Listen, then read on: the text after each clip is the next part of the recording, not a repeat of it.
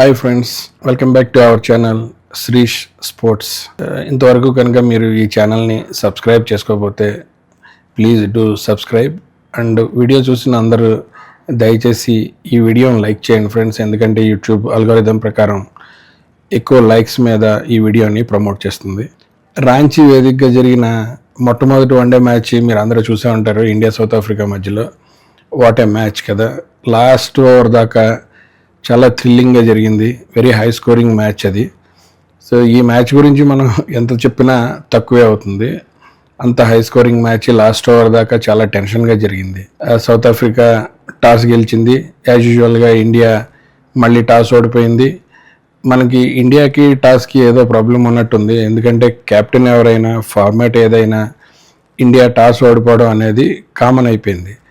Even KL Rahul కూడా ఈ మ్యాచ్లో టాస్ ఓడిపోయాడు. సో సౌత్ ఆఫ్రికా వాళ్ళు ముందు బౌలింగ్ చేయడానికి నిర్ణయించుకున్నారు. సో ఇండియాకి బ్యాటింగ్ ఇచ్చారు. సో ఇండియా మొదట బ్యాటింగ్ చేసింది. సో శుభ్మన్ గిల్ ప్లేస్లో వచ్చిన యశస్వి జైస్వాల్ రోహిత్ శర్మతో కలిసి ఇన్నింగ్స్ని ఓపెన్ చేశాడు. సో రోహిత్ శర్మ మొదట్లో స్లోగా స్టార్ట్ చేశాడు, కానీ యశస్వి జైస్వాల్ అయితే మాత్రం చాలా అగ్రెసివ్గా స్టార్ట్ చేశాడు. కానీ ఎక్కువసేపు అది నిలబడలేదు. నాండ్రీ బర్గర్ ఓవర్లో తను అవుట్ అయ్యాడు. తర్వాత మూడు బాల్స్ తర్వాత రోహిత్ శర్మకి సేమ్ ఓవర్లో ఒక అద్భుతమైన లైఫ్ లభించింది. అతను ఏంటంటే తనకి చాలా ఫేవరెట్ పుల్ షాట్, మనందరికీ తెలిసిందే. అది నాండ్రీ బర్గర్ దగ్గర నుంచి వచ్చిన ఒక షార్ట్ బాల్ని తను పుల్ చేసే ప్రయత్నంలో డీప్ మిడ్ వికెట్లో ఉన్న డిజోర్జీకి క్యాచ్ ఇచ్చాడు. కానీ డిజోర్జీ ఆ క్యాచ్ని డ్రాప్ చేయడం వల్ల రోహిత్ శర్మ బతికిపోయాడు. సో ఆ తర్వాత రోహిత్ శర్మ, కోహ్లీ ఒక అద్భుతమైన పార్ట్నర్షిప్, రెండో వికెట్కి 136 పరుగులు పార్ట్నర్షిప్ చేసి ఇండియాని స్ట్రాంగ్ పొజిషన్లో పెట్టారు. అది కూడా 136 పరుగుల పార్ట్నర్షిప్ కూడా ఏదో ఆషామాషిగా స్లోగా చేసింది కాదు. ఓవర్కి 8 రన్లు ఆల్మోస్ట్ రన్ రేట్ తోటి వాళ్ళు 136 రన్ల పార్ట్నర్షిప్ చేశారు. ఇనీషియల్గా విరాట్ కోహ్లీ చాలా అగ్రెసివ్గా స్టార్ట్ చేశాడు. మనకి తెలిసిన విరాట్ కోహ్లీ ఏంటంటే ఎప్పుడు గత కొన్ని సంవత్సరాలుగా చూసుకుంటే స్లోగా 1-2 తీస్తే తర్వాత మెల్లిగా 50 అయిన తర్వాత then he will go after the bowlers. But ఈ మ్యాచ్లో మరి అతనికి ఎవరి మీదన్నా కోపం ఉందా, లేకపోతే ఎవరికన్నా ప్రూవ్ చేయాలనుకున్నాడు. 20 రన్ల తర్వాతే బంతుని బాదటం మొదలుపెట్టాడు. సో రోహిత్ శర్మ కూడా స్లోగా మొదలుపెట్టాడు, కానీ వన్స్ ఆ స్పిన్నర్ సుబ్రాయన్ వచ్చిన తర్వాత ఒకే ఓవర్లో 2 బిగ్గెస్ట్ సిక్స్లు కొట్టాడు. దాంతో తను కూడా ఒక మొమెంటం అందుకున్నాడు. తర్వాత ఇద్దరు కలిసి స్పీడ్గా రన్స్ చేయడం మొదలు పెట్టారు పార్ట్నర్షిప్. సో ఈ క్రమంలో ఇద్దరు 50 పూర్తి చేసుకున్నారు. 50 తర్వాత రోహిత్ శర్మ అవుట్ అయ్యాడు. ఈ రోహిత్ శర్మ ఇవాళ కొట్టిన సిక్స్లతోటి ఏంటంటే ఒక రికార్డ్ని సృష్టించాడు. ఇప్పటి వరకు హైయెస్ట్ సిక్సర్స్ వన్డే మ్యాచెస్లో షాహిద్ అఫ్రిది పేరు మీద ఉండేది. 351 సిక్సర్స్ ఇన్ 369 మ్యాచెస్లో షాహిద్ అఫ్రిది పేరు మీద ఉండేది. సో ఈ రోజు కొట్టిన సిక్సర్స్తో రోహిత్ శర్మ 352 సిక్సర్స్ని రీచ్ అయ్యాడు. కానీ రోహిత్ శర్మ 269 మ్యాచెస్లోనే ఈ ఫీట్ని సాధించాడు. 100 మ్యాచ్లు తక్కువ ఆడి ఈ ఫీట్ని సాధించాడు షాహిద్ అఫ్రిది కన్నా. ఒకసారి రోహిత్ శర్మ అవుట్ అయిన తర్వాత కోహ్లీ కంటిన్యూ చేశాడు, కానీ రుతురాజ్ గైక్వాడ్ వచ్చాడు. తనకి అలవాటు లేని నెంబర్ 4 పొజిషన్లో బ్యాటింగ్ వచ్చి చాలా స్ట్రగుల్ అయ్యి ఒక అద్భుతమైన క్యాచ్ పట్టాడు డెవాల్ బ్రూవిస్ పాయింట్లో. సో దాంతో రుతురాజ్ గైక్వాడ్ వెనక్కి తిరగాల్సి వచ్చింది. ఆ తర్వాత నెంబర్ 5లో వాషింగ్టన్ సుందర్ని పంపించారు. వాషింగ్టన్ సుందర్ కూడా చాలా డాట్ బాల్స్ ఆడాడు. దాంతో ఒకనొక టైంలో రుతురాజ్ గైక్వాడ్తోని వాషింగ్టన్ సుందర్తోని కూడా బ్యాటింగ్ చేస్తున్న విరాట్ కోహ్లీకి 8 ఓవర్ల టైంలో, వాళ్ళిద్దరితో ఆడిన 8 ఓవర్ల టైంలో ఓన్లీ 13 బాల్సే ఫేస్ చేయగలిగాడు. దాంతో ఏంటంటే స్కోరు బాగా స్లో అయిపోయింది. సో తర్వాత స్కోర్ పెంచే ప్రయత్నం చేశాడు వాషింగ్టన్ సుందర్. ఒక పెద్ద షాట్ ఆడడానికి ప్రయత్నించి అవుట్ అయ్యాడు. ఆ తర్వాత కెప్టెన్ కేఎల్ రాహుల్ నెంబర్ 6లో వచ్చాడు. రాహుల్ కూడా చాలా స్లోగా స్టార్ట్ చేశాడు. మనకేంటంటే విరాట్ కోహ్లీ ఈ టైంలోనే 90s దగ్గరలో చేరుకున్నాడు. ఆబ్వియస్గా 90s చేరిన తర్వాత ఏ బ్యాట్స్మెన్ అయినా కూడా కాస్త స్లోగా ఆడతారు. ఆ టైంలో రాహుల్ స్లోగా ఆడడం, కోహ్లీ కూడా స్లోగా ఆడడంతో మన స్కోర్ రేటు కొద్దిగా తగ్గిపోయింది. మనం ఎక్స్పెక్ట్ చేసింది 380, 390 దిశగా వెళ్తుంది. ఒకేసారి 320, 330 కూడా వస్తుందా, అంత స్లోగా ఆడుతున్నారు అని అనుకున్నాం. కానీ ఒకసారి కోహ్లీ సెంచరీ అవ్వగానే ఒకే ఓవర్లో సుబ్రాయన్ని 20 రన్స్ కొట్టాడు కోహ్లీ. సో దాంతో ఒక్కసారిగా మళ్ళీ కాస్త మొమెంటం వచ్చింది. ఈ స్పీడ్గా ఆడే ప్రయత్నంలో ఏం చేశాడు కోహ్లీ, ఒక పెద్ద షాట్ ఆడడానికి ప్రయత్నించి కోహ్లీ కూడా అవుట్ అయ్యాడు. 135 పరుగులు చేశాడు 120 బాల్స్లో విత్ 11 4s అండ్ 7 6ers. నార్మల్గా విరాట్ కోహ్లీని ఇన్ని సిక్సర్లు కొట్టడం వన్డే మ్యాచ్లో అంత సాధారణంగా చూడం. కానీ మనం అనుకున్నట్టుగా అతను ప్రూవ్ చేసుకోవాలి ఎవరికన్నా అని అనుకున్నాడో లేకపోతే ఎవరి మీద కోపాన్ని బంతి మీద చూపించాడో తెలియదు, కానీ ఈ మ్యాచ్లో చాలా అగ్రెసివ్గా ఆడాడు. ఒకసారి విరాట్ కోహ్లీ అవుట్ అయిన తర్వాత రాహుల్ కూడా తన ఆటని అగ్రెసివ్గా మార్చి తను కూడా బౌండరీస్ కొట్టడం మొదలుపెట్టాడు. సో దాంతో ఎట్ ద ఎండ్ రాహుల్ కూడా ఒక 50 పూర్తి చేసుకున్నాడు. ఎండ్ ఆఫ్ ద మ్యాచ్ ఈ 60 రన్స్ చేశాడు 54 బంతులకి. తర్వాత జడేజా 20 బంతుల్లోనే 36 పరుగులు చేసి ఆ మొమెంటం ఇచ్చి అట్లీస్ట్ ఇండియా 349 పరుగులు చేరుకునేటట్టుగా చేశారు.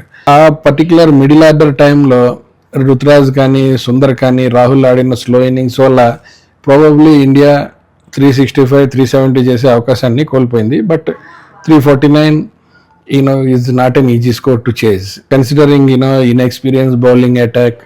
తర్వాత డ్యూ ఫ్యాక్టర్ని దృష్టిలో పెట్టుకుంటే 365 370 అనేది కొద్దిగా సేఫ్ స్కేర్ కింద ఉండొచ్చు బహుశా. Second innings South Africa start చేసింది 350 టార్గెట్తోని. Harshit Rana second over first ball Ryan రికిల్టన్ని బౌల్ చేశాడు. తర్వాత అదే ఓవర్లో మూడో బాల్కి Quinton de Kock caught behind out అయ్యాడు. దీంతో సౌత్ ఆఫ్రికా ఇద్దరు మెయిన్ బ్యాట్స్మెన్లు 0-0కి అవుట్ అయ్యారు. సో ఇంకో ఓపెనర్ అండ్ మార్క్రమ్ నెక్స్ట్ ఓవర్లో హర్షదీప్ సింగ్ అవుట్ చేయడంతో 11 for 3కి సౌత్ ఆఫ్రికా రెడ్యూస్ అయిపోయింది.